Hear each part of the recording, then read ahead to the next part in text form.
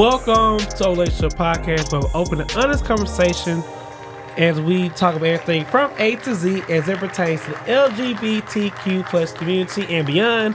I'm your host, Rodney, and you can follow me on IG at I am Rodney Wash. I'm your host, Marco DePrence, and you can follow me on IG at Marco DePrence. I'm your host, Shazam. You can follow me on _kid_and_play_. I almost said I'm your host, Kid and Play. That would have been good. That was cute. And I am your host, Solomon E. Stretch, and you can follow me on IG at Solomon E. Stretch. And this is season 2. Yes. Episode 49. Almost at the hump, child. We here. But we're just so happy to be here with you all, sweet babies. As you all know, if you're not new to this, you're true to this.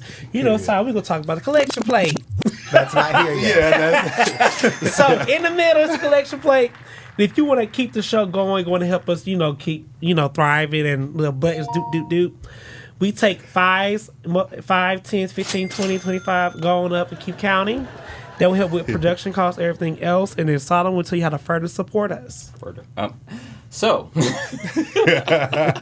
It's Solomon today. It's not me. It's Solomon today. and so how you can support us. We absolutely love when you DM us. We love when you comment on our Instagram. We would also love it if you like, comment, and subscribe on our YouTube channel. We have some really engaging things that we talk about, especially on YouTube. Yeah. And we do like your comments. You leave us paragraphs in our DMs. How many of y'all been getting the paragraphs? Like, I get the paragraphs in the DMs. Go ahead and just put the paragraphs on our YouTube channel. We greatly appreciate it. I like that. Yes. Look. Because TikTok beating y'all hoes on YouTube. TikTok, we lit. They do be commenting on that. TikTok is lit, man. We get TikTok. Come out, Tick, and keep The talking. tickety talk. And also, if you listen to us on Apple, we need ratings. So keep, 5-star. Can be a 5-star. Nickels. Oh. All right, Solomon, how was your week? It's been a good week. I think I'm in my truth season. I've had a lot of situations with past relationships come back up, whether they were initiated by me or by the other person, and I've just been able to say what happened or what didn't happen and where I am now, and it's been liberating. It's been exhausting, but it's been liberating. Aren't we in a retrograde, child? Yeah, We are. Be careful, girl. So we are in a You in danger, girl. we are in a Venus retrograde, and we are coming up on a Mercury retrograde like tomorrow. Child. I don't know I'm what that gonna means. be crying. Mercury always get me crying. Solar system. Shazam, how was your week? My week has been good. I don't have no complaints.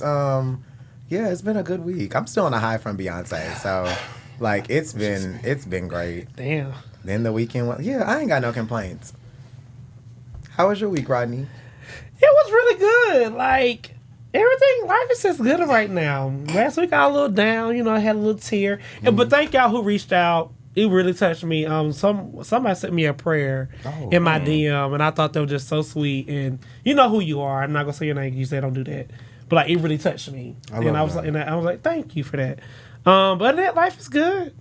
Life is good. We love them. Week and a half. The girls know what I mean. No more inside jokes. No more locked doors. Tell the openers what that means. Right, tell Move them. on, girls. So, Marco, how's your week? My week was good. I stayed in the house all week, and I parked my car after work on Saturday. I played video games and was just diving into YouTube. So, yeah. I beat Mortal Kombat, too, by the way. That is really good, because I can't even get past the storyline. I was gaming all weekend, and it felt good just to throw my phone down and just focus on something else. Games are beautiful. Yes. Well, that was our week openers. And before we get into these streets, you already know we got to pay the bills.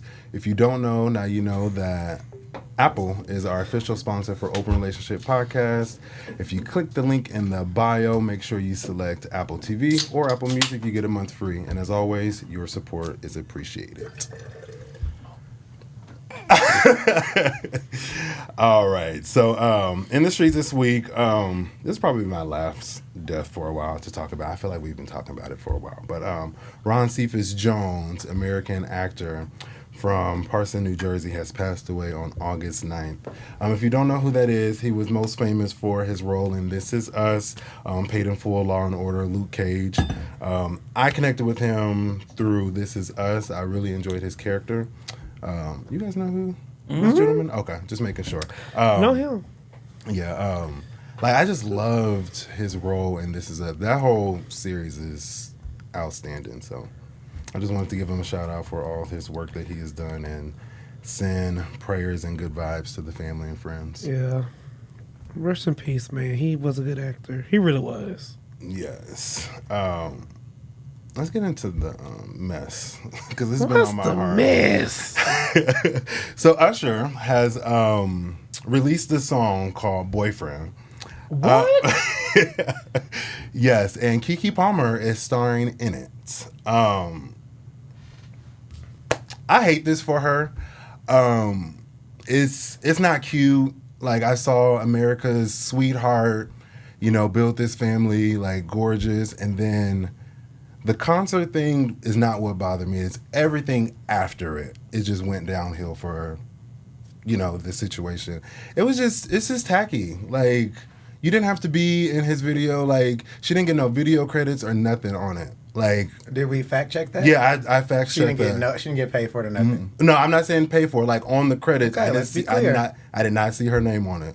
So if it's not giving me Keke Palmer, and it's not giving me the attention that I would like from Keke Palmer. I think that man embarrassed her online, and she got one up. She got him back. They broke up, so it doesn't even matter what she's doing now. It doesn't matter. They broke up? Yes, they're not together no more. So this After that, what he yes. did? So this has this. It don't even matter. Keke is turning it into a bag. Candy Burrs does all the time. By all means, get something the bag. bad happens, turn into a bag.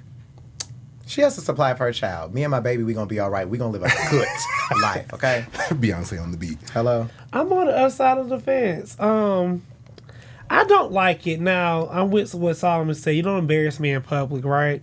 You would have had to did something for me. But now, that's why I don't like kids out of wedlock. Mm-hmm.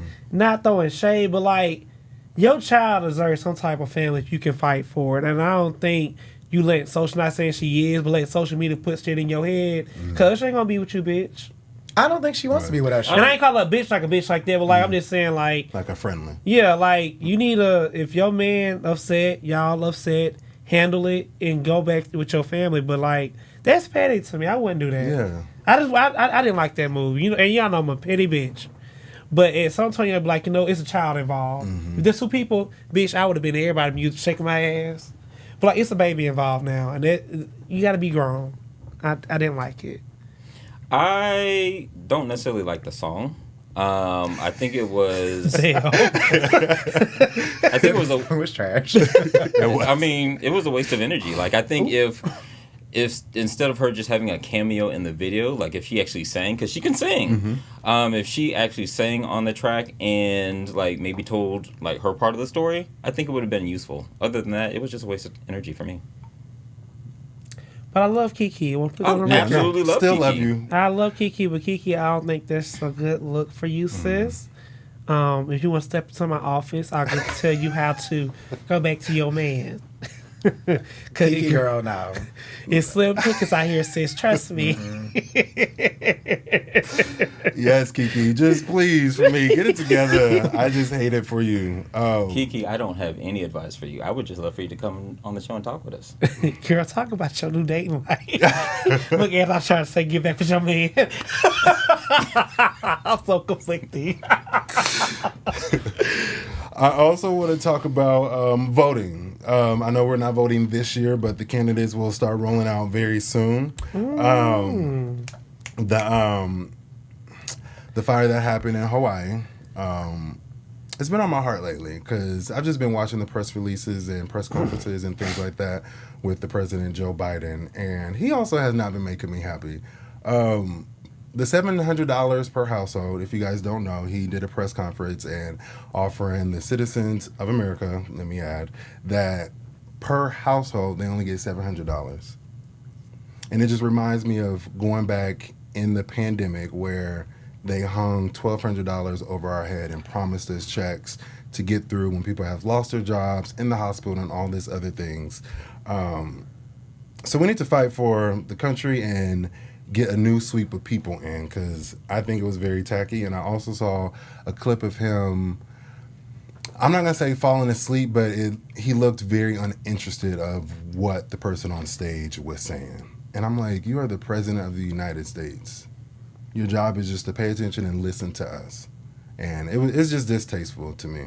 So make sure you guys vote, please, and follow your candidates. Voting is important, but I think, everyone needs to understand that they need to vote down the ballot. Mm-hmm. Everyone is always focused on just the presidential election. Like, who's going to be the president? You need to be worried about who the governor is. You need to know who your state representative is for your county. Like, you need to know all of that. A lot of people are so used to just paying attention to the big elections. And honestly, like, I'm not going to say they don't matter, but there are people behind Joe Biden that are making the decisions, like Congress and things like that. I think a lot of people need to, no shade, they need to go back and do a government lesson. You need to go watch Schoolhouse Rock, A Bill, all that kind of things. Mm-hmm. Because a lot of people don't understand what's going on. And people are like, oh, Joe's not doing this. Joe's not doing this. Joe's hands is damn near tied. Like, there's only so much he can do. Like, even from the Supreme Court. Like, there's just a lot of things that happen down the ballot. So I'm just encouraging everyone to vote all the way down the ballot, all the way down to who the motherfucking sheriff is of Fulton County. Like, you need to vote for all of that. Because those are the things that are going to affect us most, the things that are, like, right here. So that's my spiel, Chad. He took it out of my damn mouth. Yeah, I agree. Government is real, and it really aggravates me. And that's how I feel sad, because you really don't know what you're not taught, and you don't pay attention to. Like, people said, Joe Biden give us student loan debt. He did. They denied it. Why? Supreme Court. Who are they? Girl, I'm done now. There's this thing called Google. I can't. Look, I'm not teaching. They'll pay me to teach, bitch. Report the news. But, like, I really like you know, they're like, please, y'all, like, voting is so real. Even with city councilmen. Yes. Atlanta's changing because city councilmen get some little money in their pocket, allegedly. And they giving all these little condos and speedos. Y'all don't think they getting a little kickback in their condos and what? Speedos, you know. I know that rhyme. It was cute to me. Congressmen in speedos, girl. No, like, you know, like the city councilman. I said they get a little kickback from they, you know. I heard condos and speedos. Yeah, I was being funny. I was being funny. But, like, you know, in different areas where you see buildings being built in the, you know, black neighborhoods. You got a house that's like worth that look like it's like $100,000, and you got a condo or apartment that's charging $2,800 or more for rent next door to the house. Like, that's called gentrification. Y'all need to really, really and truly wake up, sweetie. They're trying to build a jail cell right now. Everybody going right now to get signatures. They're trying to build a $2 million jail cell, $2 billion jail cell to help train police officers. Which I think everybody needs training, but that money go elsewhere. It's so much more we do with the money. Even with your taxes. It's so, I can talk about this all day. I love government. It's just so deep. It's so much deeper than what we, like, really go through. But, like, please, like, vote. I'm really mad at the Democratic Party as well. We had a house on lock. They was pussy to me. Y'all didn't do what the fuck y'all needed to do. But Republicans get in, baby, this, that, and this. They put in 4 justices. They said, fuck y'all hoes. Like, I don't know. Like, Jody let it go. And I also think Jody? He need to let it go. And I also think it should not be no life terms anymore. Everyone should have like a good 8 years. Then you go. That might even be too long. Yeah, I was gonna say. I do think you need to, like, sometimes you get good people. I don't want to let good people go. Then you get the bad people out. 8 years. But, like, I agree with that. Like, I feel like the president have 8 years. If the president have 8 years to be a president, that's go for everybody from Congress to the House of Representatives to the justices. Bye, girl. It's not 1776 anymore. Right. Technology.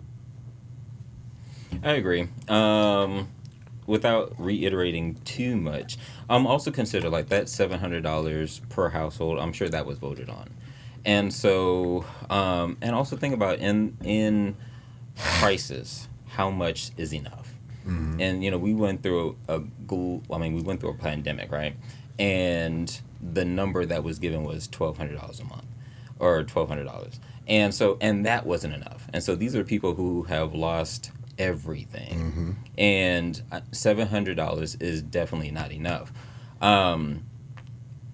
But when we are talking about government, we also have to consider that number was probably voted on too. And so we can't just blame a figurehead. We have to look at the entire system. And we also have to look at the system in terms of when crises arise, how do we as a system handle it? Because there are things Hawaii, yes, devastating. We've seen fires in our nation. We've seen it in California. We've seen it in Arizona. We've seen it in Mexico. Or New Mexico. We've seen it everywhere, and it's only getting hotter. Right? Global warming is real. Yes, it is. It should be hot outside. Like, them little islands be getting about damn near flooded. It's sad. Like damn, your house is about to be gone. There was like a, I don't know if it was a meteorologist or a science. I don't remember what the correct term was, but they were basically saying like we're no longer in global warming. We're like in a global oven. Like it's just hot. I believe it. They did. That's what they said. I like that. It do be hot. My back be sweating. What? As soon as you walk outside. And we're going to end on a positive note. I'm a fan of track and field. Ran back in my days. 4x1 here. Yes, Sha'Carri Richardson and Nola Lyles have won the 100 meters for the U.S. At the last championship on Saturday. So I was very excited to see her come out the blocks and do her thing because she was dragged in the media when we first found out who she was. So for her to step it up and focus on her goals and dreams and what she wants, it was just heartwarming when I seen it all over the media. So shout out to you, girl. She did a good comeback. I was going to say that. You did a great, good comeback, girl. That's how you show people, bitch, don't count me out. I think the best thing I saw was when she was walking after the race. There was a lot of media people like, excuse me. And she was like, no thanks, no thanks. And she only stopped at black reporters. So I like that because the way media does, they tore her down. It was bad. She even talked about the interview. I think she did an interview on like USA Today when she first got in trouble for like the weed. And she literally tweeted about it like a few weeks ago and was like, I can't wait to tell my truth around this and how I was forced to do this interview. So, girl, speak your truth and keep running. Write a book, I'll buy it. I sure will. Whoop these hoes' ass. Literally. And thank you. Go ahead, Shazam, take it over. Wait, Solomon ain't go? Oh, my bad. Congratulations. What? God damn, Solomon. What more can I say? You right. I mean, I was gonna say the same thing that Shazam said, and so then he said it, so then I'm just like, okay, well, keep it moving. Okay, girl. I'm so weak. Okay, so situation with Shazam today. Always gonna be named after a song, something we've all experienced. Today's song is On My Mama, Victoria Monet. A motherfucking hit. It's for the culture. Like, she literally sampled a whole nother song. And did y'all see the music video? I love seeing her mama dance. She was like, get it, mom. I was like, yes. I love everything about it. Like, from the TikToks I'm seeing, from the choreography, Sean Bankhead killed it. That I was just about to say, amazing. Sean Bankhead put his foot in that. Favorite scene when they was dancing in the back of El Camino's? Yeah. Insane. Down. So we talk about mamas today. I remember White Chicks where he was like, so you want to talk about mamas? So we're talking about mamas and On My Mama. Shout out to Mama Shazam. So I just want to have a conversation about moms. I feel like we all have mentioned our moms multiple times. I was thinking about you and your mom's relationship when I wrote this, so I'm excited to hear what you talk about. Okay. So first and foremost, where is your mama from and what is her zodiac sign? Whew, my mom's from, she was born in Tylertown or Taylorsville, Mississippi. I get those confused. And she is an Aquarius. Ooh. And what's your zodiac? I'm a Capricorn. Okay. Virgo. My mom was born in Portland, Oregon, and she's a Taurus, and I'm a Cancer. Ooh.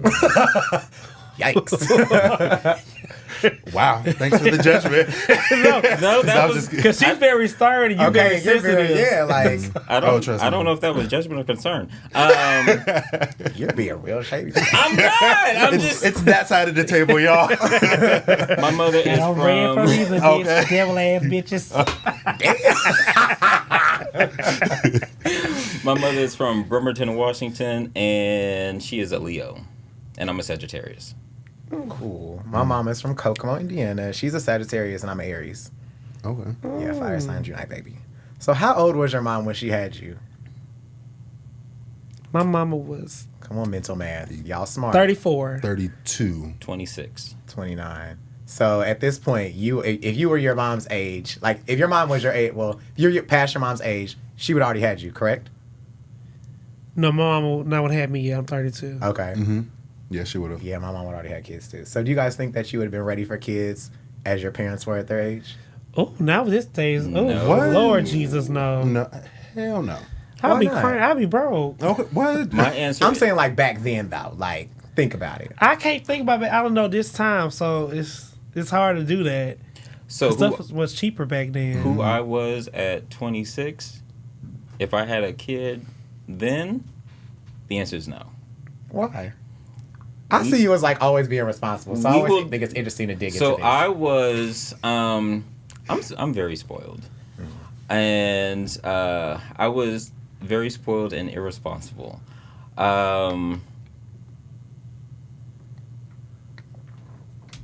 And at 26, I was the kid who did the right things, but like in school, in work, and all that stuff that's important. But then like behind the scenes, like I was irresponsible financially, probably hung out with the wrong people, all that other good stuff.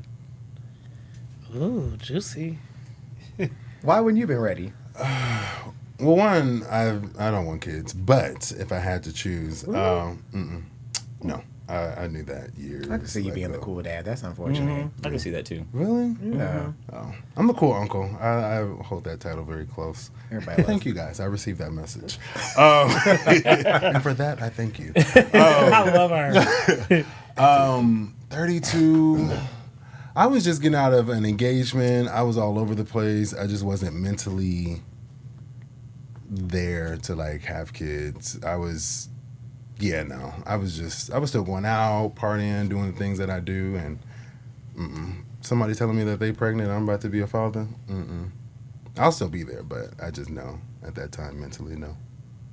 Yeah, I was too selfish at 29. It wouldn't happen. I'd have like, Mom, you want this baby? I'm dropping her off at your house. Which if the grandmama got the kids, you not the mom. You'll be staying with me. Child, that's the truth. So what characteristics do you think, if any, that you picked up from your mom and that you're like thankful that you picked up from her?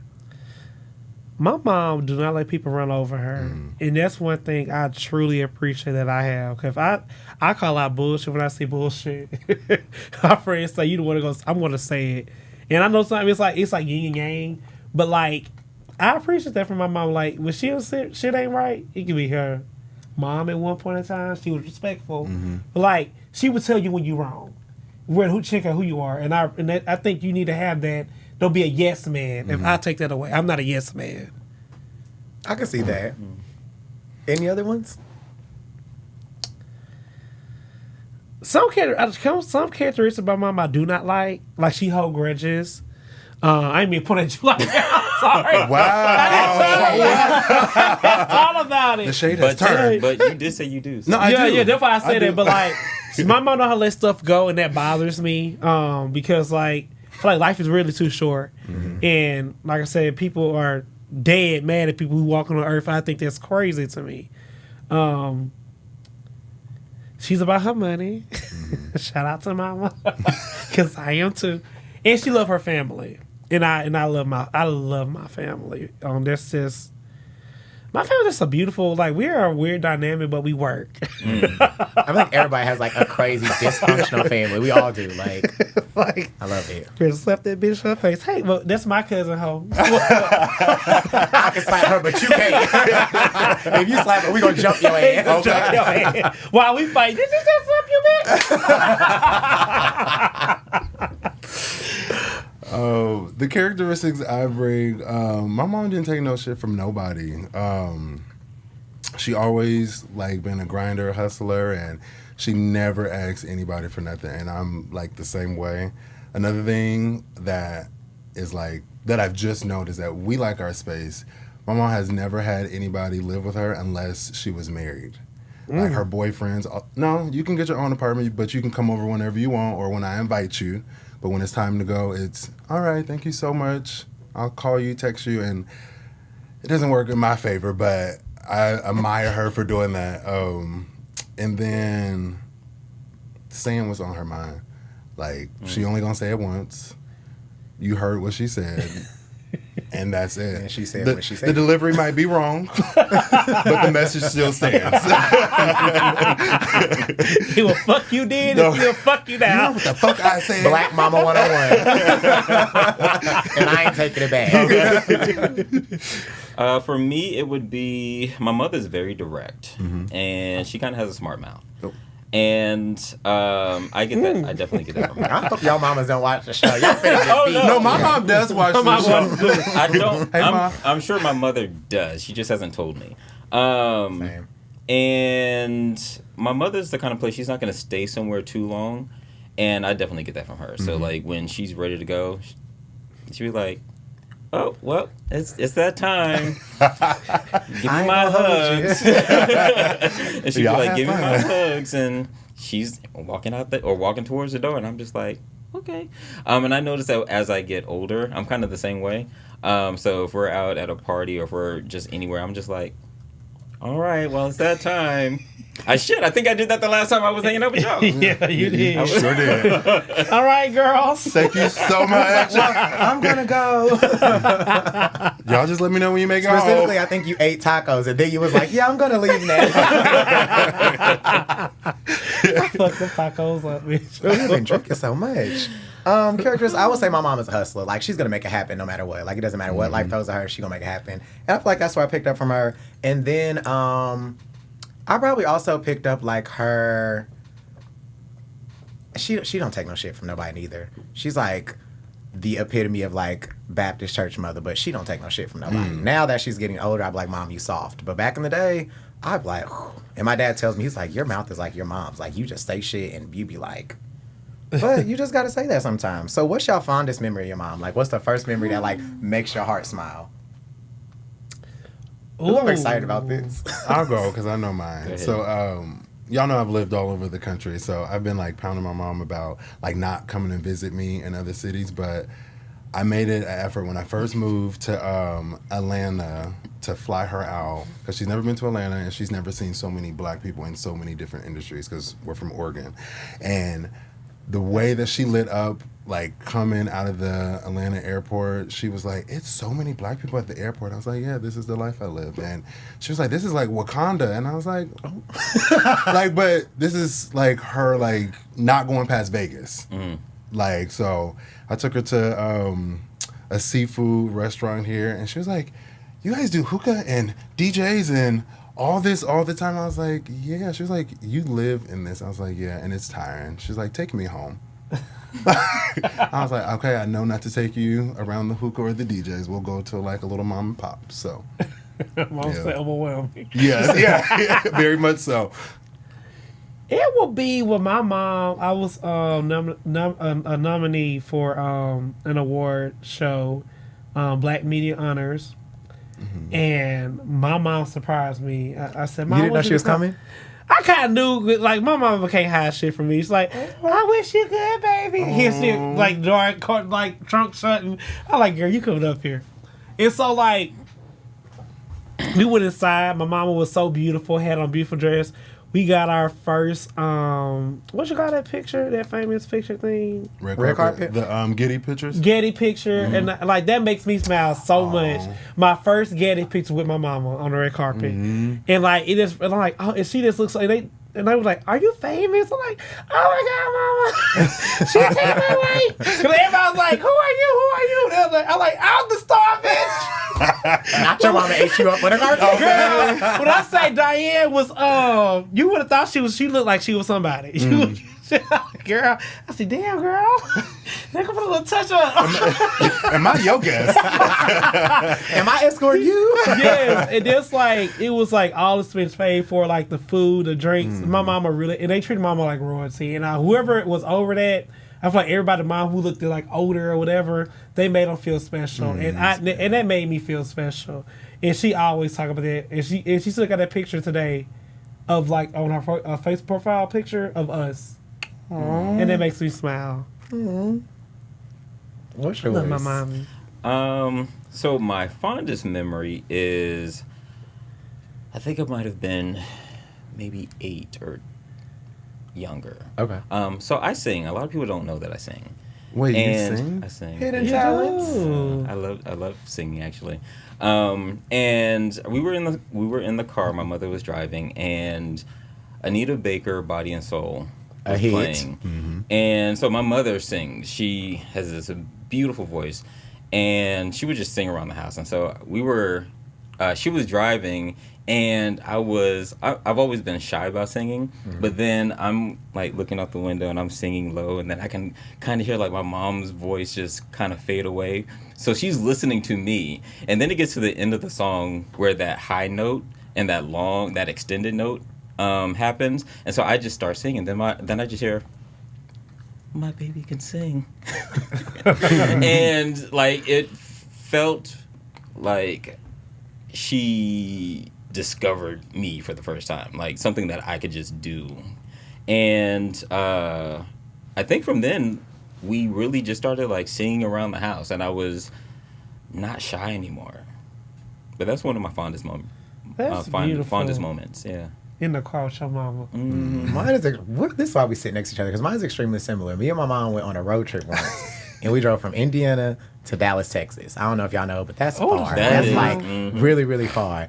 And baby, we listened to Monica Miss Thing album over and over and over and over. And now every time we play like Monica Miss Thing, we be like, yeah, girl, that's a hit. So like music is just how me and my mom connect. So that, then like Friday nights, it was my mom and then her best friend. They used to take us to pizza every Friday at Pizza Hut, like religiously every Friday. That's what they did with the kids. And after that, we'd always go back to the house, and it would be like a little party, and we'd be listening to music. So like anything that I could like picture a song, it makes me think of my mom. I love it. So, a little messy. What's the worst disciplinary action your mom ever did to you? Like, what's one like ass kicking or a scolding that you remember that you like, damn, like that really was. She ain't had to do me like that. Oh, I know mine. So my mother told me to go clean my room. Oh Lord! And so I went in my room and I stayed in there for a little while. I kicked some things around, and then I left the room, but I closed the door. And my mom said, "Did you clean your room?" And I was like, "Yes."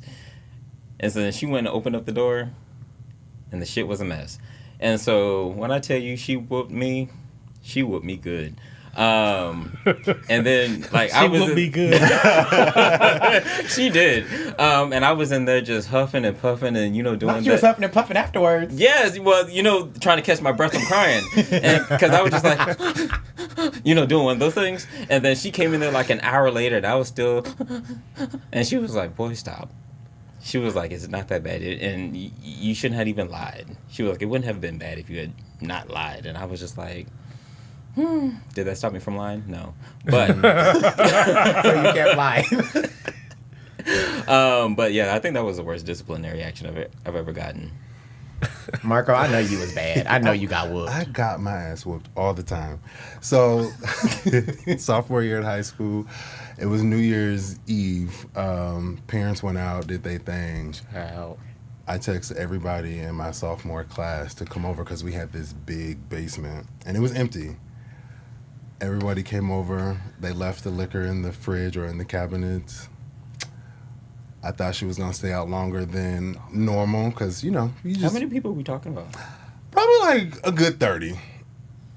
That's a lot. Yeah. That is a lot to have in your mama's house and she she was not know. like, now what the is going on down here? I was like, Were everybody people out. still there? Yeah. Oh my God. I was like, everybody out. They snuck out the back door because my mom didn't play. She came down with the belt. And yeah, when I tell you I was on punishment for 2 weeks, no TV, no game, go to school and come right back home. Was anybody still there when she whooped you? No, just my sisters. But my mom is the queen of like, don't let nobody come to my house. I don't want people to know where I live, anything. Like, she is like, oh, I want to meet your friend on the porch. Like, they're not coming in. Damn. Mm-hmm. She don't play about her space.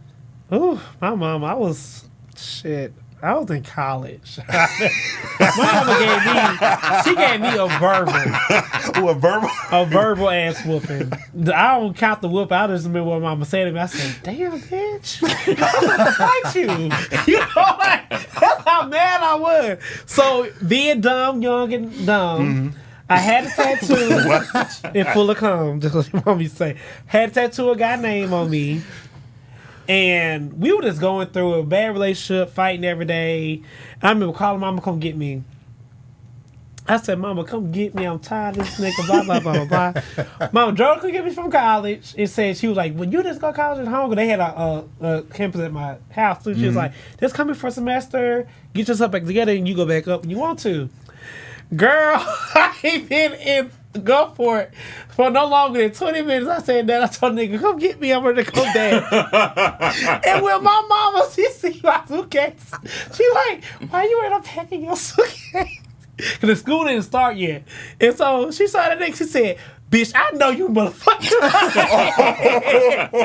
She was like, that nigga beat your ass. And she was like, you got scars and marks on your little narrow ass. You going right back and get beat on again? Said, not my motherfucker. You ain't my motherfucker. So like, it was just bad. Like, this a man's neck that's going off. And she was like, you getting that motherfucker car, bitch? You a weak bitch. Not a weak bitch. My mom got my face. She said, you a stupid bitch. A weak, stupid bitch. Like, goddamn, I said in my head, bitch, you want my mama. And I remember getting in the car and the look my mama gave me. But you know what's so funny? When I called her, she was always there. Came got my ass again. Like, I ain't never saw my mom talk to me like that. Like, she thought I was a bitch in the streets who's in an abusive relationship and staying. I will never forget that. I'm weak. I don't have nothing to add to this because I was so... Back then, I would say I was afraid of my mom, but now I know that I respected my mom so much. I was just afraid. I didn't do nothing. Like, my mom never whooped me. I never got a whooping growing up. I got one whooping from my dad, but my mom never whooped me. I was scared of her. Like, me and my sister were like, we not testing her. Like, because, like, once her and my dad separated, we went with my mom, and she, like, did everything for us, and we didn't want for nothing. It's just like, I'm not testing this woman. Like, the only time I remember maybe a disciplinary action was, like, the only rule she had for us was, I'm going to cook before I go to work. She worked afternoons, 3 to 11. When I come home at 11, I shouldn't have to clean up the kitchen. Like, dishes better be out the sink, all this other stuff. Me and my sister thought it was play. We left all the dishes. We had ate and all this other stuff, got in the bed. And I remember laying in the bed, and I heard, like, her car back up in the driveway. I'm like, oh, Mom's home. And I'm just laying in the bed, and she came in, and it was quiet. I'm like, she normally makes noise when she come in. Like, I hope she's okay. Maybe she had a rough night at work. So I'm just rolling over. Next thing I know, my door's like, boom! And she kicks the door open, and she curses us out and makes us get up and clean the kitchen. And not just clean the dishes. I mean mop, baseboards, all this shit. And we're up like, Mom, we have school in the morning. And she's just like, I bet you I won't leave my kitchen dirty no more. But that was the only, like, disciplinary thing that we had. Other than that, like... Can we trade? Listen. Shit, I just whoop my ass. Okay, what? Beat my We can talk about mamas all night, obviously. But if there was one thing that you could say to your mom right now, what would you say? Just thank you. Just as thank you for being who you are unapologetically and just loving me for whatever season I'm in. You just always just been mama. Where it was good, bad, and different. When I was mad at your ass. You cussed me out. But like you was this when I called you, you was always there. And for that, I say thank you. Thank you, Mama. Mom, I just want to say thank you for always being there, just knowing when I need you, and just raising me to be a successful black man. I would tell my mother that I am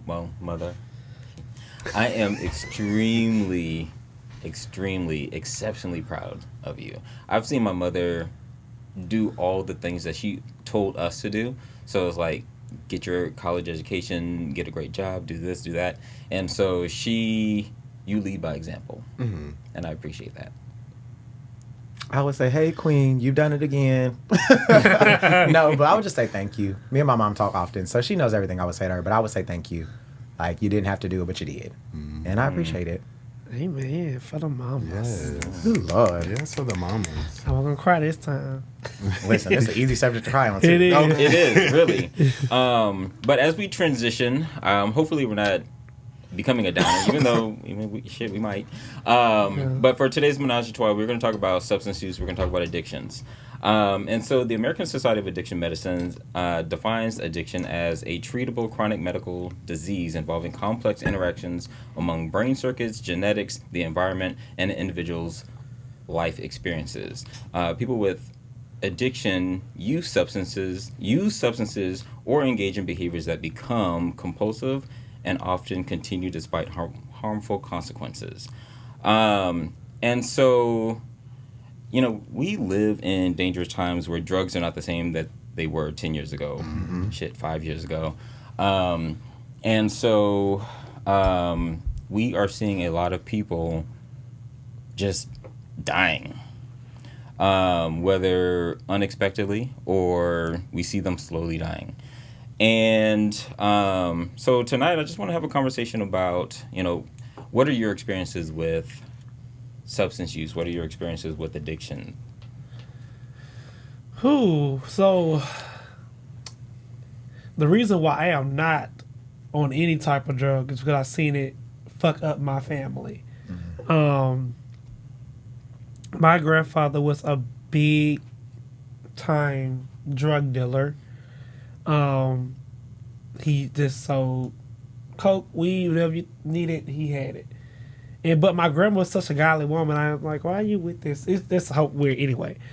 And it skipped my aunties and my mama siblings, but our grandkids, it fucked them up. And just being on powder, some was on crack. I saw my cousin who anyway, I saw my cousin who was a very beautiful girl. Just like could have been like in the movies. Got with this guy who was a drug dealer. I guess she tried a substance one time, got hooked on it, and she lost teeth, was stealing, and just doing the most. And I couldn't fathom, why are you doing this? Like, your parents, like, well, you know, like my auntie, uncle did not play that shit. And it's going to show you, like, it don't matter where you come from, you have to be responsible for yourself. And you can't blame the parents. I know parents blame themselves, but kids going to have to find out their own way. And it was just sad. Kids got taken away in foster care. Crack is a hell of a drug, and it's hard. I pray for anybody who has a family member going through any type of substance abuse, especially when you are literally selling things to get high. It's stealing. Yeah, I share the same sentiments. I think my experience with substances is based off of what I've seen in my family. So I feel like when I got to college and growing up, I won't say I was sheltered, but my mom protected what we seen and what we knew about. But now being grown and knowing like what was actually happening, it's like, okay, I understand why you did that. And then getting to college and seeing like, I had never seen cocaine until I got to college. Like I was basically almost 21 by the time I've seen cocaine for the first time. And I was shocked. I was like, oh my God, like people really do this. So seeing like that, and then if you want to call a spade, like seeing people like have to smoke weed every single day, like just to function, you know what I mean? Yes. So like when I got to college, that's when I started to see it. And then like knowing what it done to people in my family, I was just like, I can't, like my personality is already addictive. So I can't deal with that. Like I'll be on the corner. Like that would be me. So for me, I also grew up with examples of substance use or substance misuse or addiction. I have alcoholism in my family, and so when I was growing up, I was always saying, I'm never going to drink. Then I get to college, and growing up, my mother was police, my dad was military, and so I get to college and I have like all this freedom. I probably had the same freedom when I was growing up. I just didn't exercise it. But then I get off on my own at the University of Georgia, where the weekend starts on Wednesday. And so I'm drinking on these $2, $3 drinks and getting fucked up. Did y'all have $2 Tuesdays? We probably had $2, $3 every day. We had $2 Tuesdays. And you would get like drunk on Tuesdays, but go ahead. When I tell you, wasted. And so, when we were talking earlier about, It's not Marco's fan this time. Maybe I'm having a hot flash. But when we were talking about if we had a kid at our parents' age, would we have been responsible? At 26, I was extremely irresponsible, and I was misusing alcohol. And there had been a couple of experiences I won't talk about without saying allegedly, but but there have been a couple of experiences that I mean, there might have been some wrecked vehicles, and I remember back in those days where like I'm making payment arrangements all the time because I'm out in the clubs or I'm drinking. I'm doing all the things to function and to be okay, but in the background, I'm not. I'm definitely not. And so my experience with alcohol use or substance use, let me just say that. My experience with substance use is definitely personal. Yeah, that's what I got. So mine is also personal. Just growing up in Portland, I don't know if you guys know, but gangland, it was made back in the 80s and 90s. Literally, that's how we grew up. We walked to school, we saw crack pipes on the floor, needles, bags, blunts, like all that shit. Just walking to school. And even like within the family, just seeing different types of family members abuse different things. Even sometimes me, I just came to the realization that sometimes I overuse liquor, which, you know, sometimes it's just good to reflect on how you use it. But yeah, just growing up in Portland, it was not a beautiful sight to see. Just the 80s and the 90s was horrible, especially being so close to California. They used to port from LA all the way up to Portland and Seattle. So, yeah. I was in this training once, and so we often talk about like substance abuse, right? And I was in this training once, and this facilitator who had a substance abuse history, and he was like, you know what, to be honest, he was like, I don't believe in substance abuse. And so, you know, that same look that you just gave, like everybody else in the room was just like, wait, what? And he was like, when I was using, I wasn't abusing drugs. I respected the drugs. Ooh. He was like, I was abusing everybody else in my life. And I was abusing myself. But he was like, I value the drugs. And the minute he said that, it was just like, yeah, because that's the thing that's important to you. And he was like, the drugs weren't getting the brunt of my behavior. He was like, my family were. He was like, my job was. Everybody else in my environment, they were suffering. And I was like, damn, that's a really interesting way of thinking about it. Damn. Yeah, right. I never thought about it like that. Oh, Lord, that's why I'm scared to drink. Like, I love alcohol. Same. We love a cocktail right here. I really do, girls. And I be trying to, and I remember, like, I never saw somebody drunk until I had an ex who had a drinking problem. And I was like, damn. Like, nigga, you don't. Just horrible. I ain't gonna drag them. It was just a bad experience. And I was like, I don't want to be like that. Like, I thought it was fun to be drunk and, you know, throwing up. And when I dated his ass, I was like, oh, no, bitch. Get your shit together, girl. All it takes is for one time for you to see somebody else act out and you be like, is that what I be doing? Because I love a cocktail. Everybody know I'm going to have a good time. I'm going to dance. But I remember one time, one of my friends was like, bitch, you showed your ass last night. And I was like, what'd I do? And they told me, and I was like I was mortified. Because I was like, I see other people do shit like that, and I'm like, girl, like, you were being drunk, and that was me. Oh, Lord. So, do you notice that when you do a certain thing, a substance, that something changes in you? And the reason why I ask is because, like, so earlier today you were earlier in the conversation you were talking about because you have an addictive personality. For me, it's more that like once like a switch is turned on, like I'm okay with like being in a room and not being seen. Like I'm 100% fine with that. But then as soon as alcohol is involved, then I become like a switch just turns on, and I become like I just become gregarious. I become like the life of the party, and I don't want it to stop. And so then I'm like buying more drinks, and then like drink for me, drink for you. Then it's just like, okay, now we double fisting drinks. And God damn. Wow. Picture it.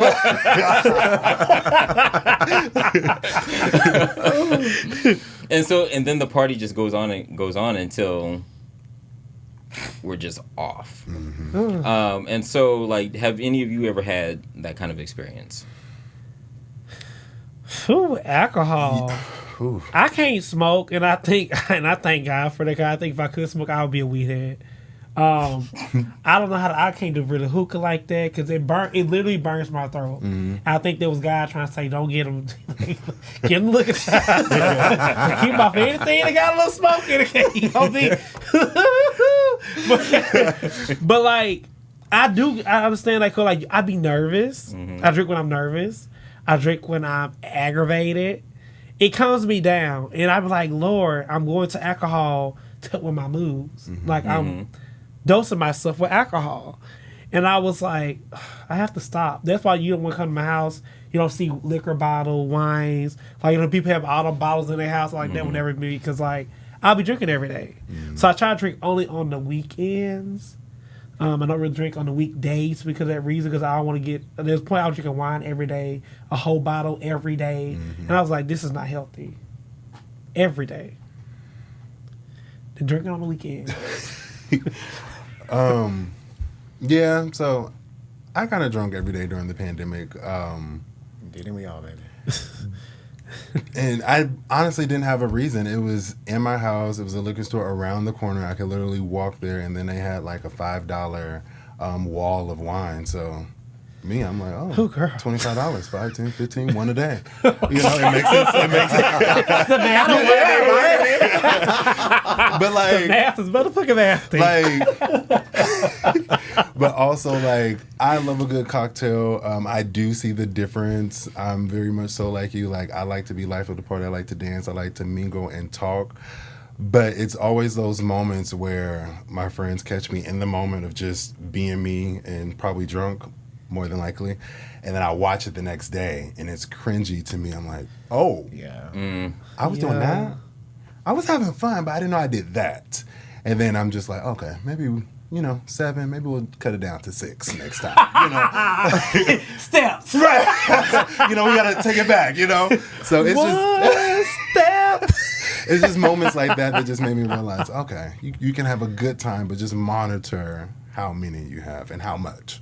Same. I would say like it's the moment where you see yourself being cringy. Like you see like a video, or you see like people get tipsy and your friends will take a picture of you like laid in the bed or something. You just be like, girl. Like, I know me and my friends, we won't post on social media because don't do that. I'm glad you got friends who do that. I'd be like, bitch, why you do that? No, we don't post on social media, but we will put it in a group chat like, look at this drunk bitch. But at the same time, it's like, it'll be funny, but then sometimes like you be like, damn, like I was really that drunk. Like, why was I drinking like that? So I could say like, when like everybody knows, July was rough for me, and there was like one weekend and I was just like, I literally I think I went out Saturday night, and then Sunday morning I got up and just started drinking tequila with my friends at the pool, and by Monday I was like, oh my God, like I can't feel my head, like it was too much, and you have to just know when to stop. Of course there was no pictures or videos, but I slept all Sunday fun day. Like I literally left the little pregame while they were at the pool, and I went and slept all day, and I'm just like, okay, too many, like way too many cocktails, sir. Yeah.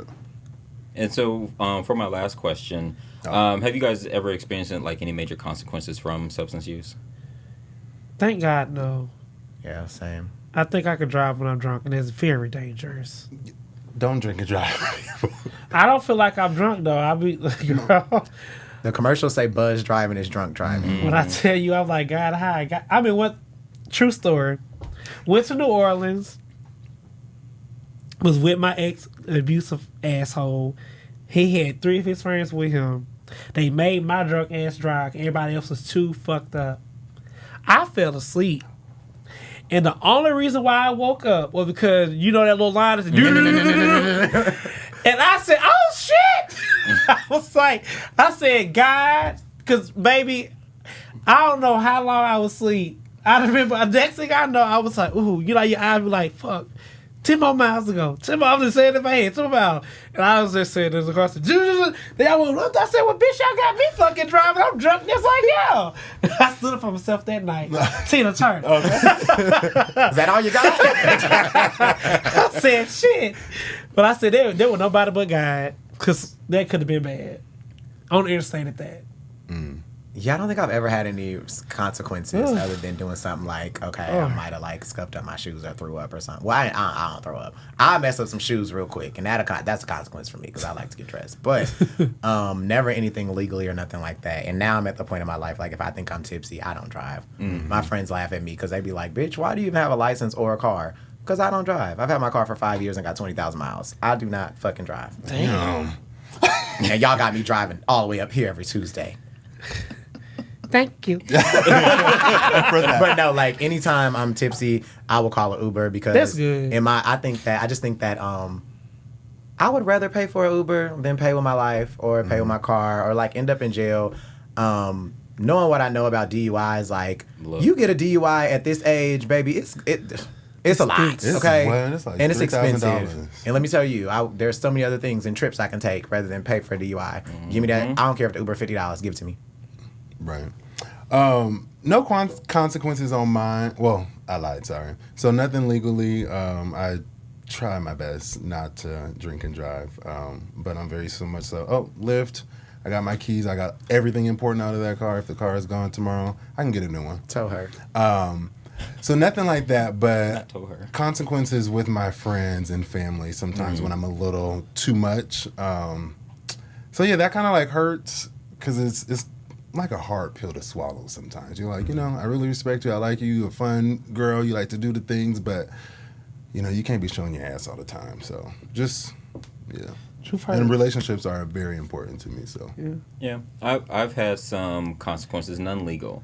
But now that I'm in this role that I am in professionally, and I've seen the consequences of DUIs. Like, the average DUI is like $10,000, and that's on the cheap end. And when you factor in all of the components of DUI, DWI, and from state to state, it just gets worse. But to wrap this up, so for any of you out there who are watching and you have control issues when it comes to alcohol or substance use, if you feel like you're compelled to use because of maybe some emotional stuff, maybe some life stuff, or if you are experiencing consequences of your substance use, please call somebody. Maybe. Seek help. Right now we're in this era of fentanyl, and fentanyl, it is extremely dangerous. And it only takes a little bit, like the size of like your pinky tip. That is enough to kill someone. And so definitely be careful. If you are out there using, be careful. If you are out there in social environments in which it could possibly get into your physical space, be careful. Don't take drinks from anybody. Don't smoke after anybody that you don't know. There are so many consequences out there. There are so many ways that you can get caught up. Yes, because people are lacing fentanyl with their weed now and it's killing a lot of people. Yeah. Rest in peace. And also just consider, like, addiction doesn't look like the typical crackhead on the street. It doesn't look like the average homeless person. Like, there are professionals who are living day to day and working that are in addiction. And no, this is not a sponsorship, but I will encourage everyone to watch Painkillers on Netflix. That will wake your ass up. All right. We're going to the letter. This is where we welcome our openers in to come in and share their thoughts or feelings, or if they have questions. And you can do that, you guys, by emailing us at openrelationshippodcast.com. I'm openrelationshippodcast@gmail.com. Or go to our website at openrelationshippodcast.com. The letter. Need advice. I am seeking guidance. I recently came out to my family at the age of 35, which was a difficult decision for me. To provide some context, I came from a Southern Baptist background, so this was a significant step. Unfortunately, My parents and two of my siblings chose to disown me, leaving only my younger sister to maintain contact. It's been 3 years since I have heard from them, which means I missed out on important holidays and events. It is especially hard since my parents and I used to be very close. I'm not sure why they reacted this way, and I would appreciate some words of encouragement. I'm going to say this. Some people's personal beliefs in religion will really ruin families. And I really hate that when they want to be hateful or mean to anyone who don't go strictly by the Bible according to what they believe in, they want to excommunicate you. And religion is not that. And I wish people really stop putting religion to be evil and mean and weaponized like that. Because God is not that, y'all. When y'all read the story of Jesus, Jesus didn't hang around perfect patties. Jesus hung around everyone. And everyone had a seat at the table. And you are enough. Yeah. I really hate that for you. But I would encourage you to go seek therapy. I'm not a therapist. And I have never been there, so I can't even empathize, because I don't know how that feels. But I would encourage you to find you a tribe that loves you and know that you are enough and it's not your fault. Opener, I've also been in your place before. So to piggyback on Rodney, I seek therapy with this situation. It's very hard, but you need to create a safe space so you can just let it all out and create the tribe that you want. I'm very close with all my friends versus my family. No shade to them, but you just got to build the tribe that you want, and that's going to support you.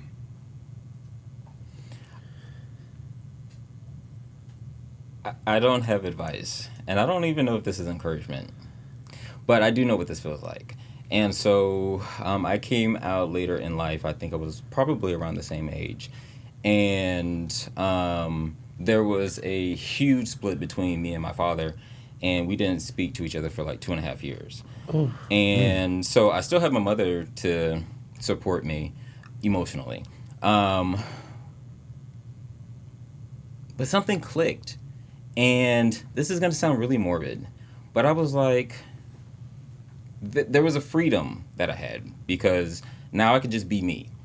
I didn't have to worry about being in the closet. I didn't have to worry about hiding myself, and I didn't have to worry about maybe disappointing somebody. Like, it was already out there. Granted, I didn't tell my story. I was outed. And so I remember being mad one day, and then the thought came to my head. I was like, he's going to die one day. And I will still have to live my life. So now I have to make a decision on, am I going to live my life?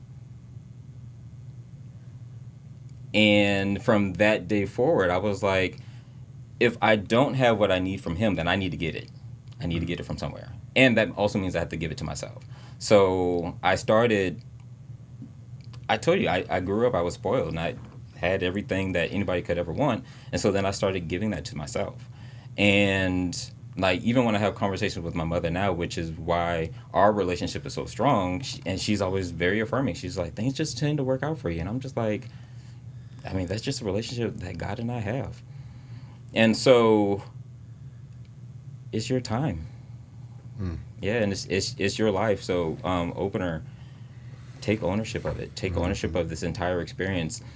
Although it is disheartening that this is how you are going through it, this is just the beginning. So see it through. I echo what Marco said. I forgot what the quote is, but it's something like your friends or the family you get to choose. So make sure that you're picking individuals that you want to be around you. Secondly, what you're saying, you come from like a Southern Baptist background. Cling to your faith. Make your relationship with God has to make sense to you and not anyone else.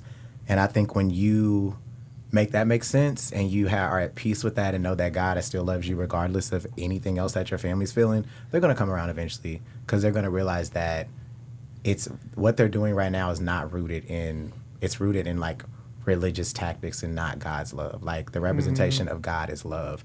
And right now we're in a society where people are using religion as a reason to hate people or to break us and divide us. And that's not what Jesus is. I went to a church when I lived in Kansas City, and the pastor said, I would rather have my church smell like drugs, sex, and rock and roll than a whole bunch of hypocritical Christians. So make peace with your relationship with God, and your family should probably come around. But I send you love, for real, because this is not easy. And I will say this, too. Thank God for your younger sister. Mm-hmm. Like, I do not want to just brush over that. Like, you know, That's you're real. going through this, and your younger sister is there to love you and support you. Thank God for her. And, you know, I think about this quote that my yogi, my guru, says all the time. If it wasn't for the grace of God and the people who love me, the people who choose to love me, no matter how I show up. And I can say this for myself. There have been many a times I have shown up as less than my best, and people still choose to love me. Mm-hmm.